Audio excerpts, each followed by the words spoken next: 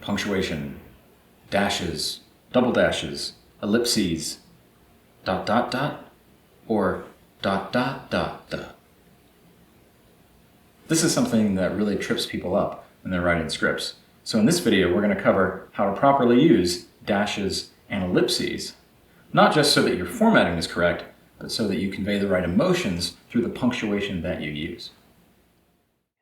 Ellipses. You see these 3 dots? That's an ellipsis, plural, ellipses. An ellipsis is the best way to indicate a pause in somebody's speech or in somebody's action. And this is the go-to thing instead of using the word beat. I am so tired of seeing the word beat in screenplays.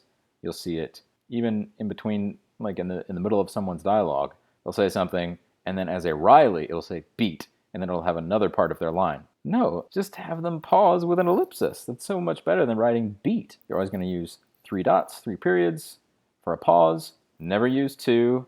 Yes, I've seen it. What even is that? Don't do it. Now, here's something that most people don't get right. If the ellipsis is then the end of the sentence, you need another period after it. Dot, dot, dot, amen. So it's a pause, and then a word, and then it's the end of the sentence. So we only need 3. But this is an action line. Her empty eyes stare, trance-like, dot, dot, dot, end of the sentence, period. So there's actually 4 dots, and that is important. Otherwise, if you didn't have that 4th period, then it would just be dot, dot, dot, did the sentence end? Did they forget? Once again, I know this might seem like it's not important, but if your reader is somebody who is really into grammar and formatting like me, then they will notice. This one has both. So we have enraged, he grabs it, and then instead of to kind of have a moment here, kind of give a little space for this person to do this thing before saying his line, we have dot, dot, dot. We have a pause, right? And then we still have a capital because it's the beginning of the sentence. And then we have an even longer pause to show him doing this thing and to draw out that moment. Then it's the end of the sentence, so we put a period. This is the kind of stuff that we're going to be talking about in Module 6, about how to have the spacing and the moments to show emotion and character and all that kind of stuff in your formatting. That's what we're going to be talking about in Module 6. Now, dashes. You saw a dash in that last line. Let's talk about dashes. We have a single dash versus a double dash. A single dash is more like a hyphen. Okay, and you would use it if someone is stuttering. So, instead of just saying we, you're showing that the person is stuttering. They've just, gotten the wind knocked out of them, or they're surprised, or whatnot. We went outside, and then, so you would use 1 dash, or if you're going to be talking about a double dash, that is going to be an abrupt halt. So, I believe. It's different than I believe. So it's a similar to an ellipsis in that it's a pause, but it's abrupt. It's halting. That's why you would use a double dash.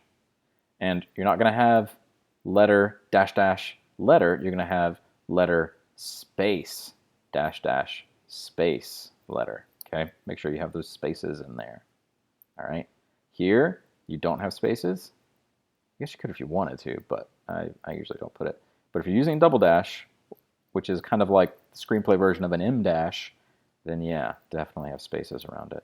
But the other way that you'll use a double dash is if someone is interrupting someone else. So I want you to know, and then the other person cuts them off so they can't finish. You end with a double dash. You don't put punctuation, okay, because it's an interruption. And then to show that this person is actually interrupting the person before it, you have double dashes here. So this shows this person is being cut off and they haven't finished, and this shows that that other person is the one cutting them off and what they're saying to not let them finish, to interrupt them. Now, if you want to have something that is abrupt but is not interrupted, then yeah, you can put punctuation after it. But you wouldn't put a period, but an exclamation point or a question mark, you can put here, if it's for emphasis. If this video has helped you become a better screenwriter and storyteller, then I encourage you to check out my comprehensive online course called Master Screenplay Format. It'll teach you everything from the basics through intermediate all the way to advanced techniques so that you can use grammar and wordsmithing along with proper formatting to become an excellent screenwriter. And if you'd like to learn more before you buy the course, then I've also got a link in the description for a free masterclass on how to write with invisible camera angles, so that you can have something you can use immediately to apply to your writing and also get a preview for the type of knowledge that we'll cover in the course. Thank you, and I hope to see you in Master Screenplay Format.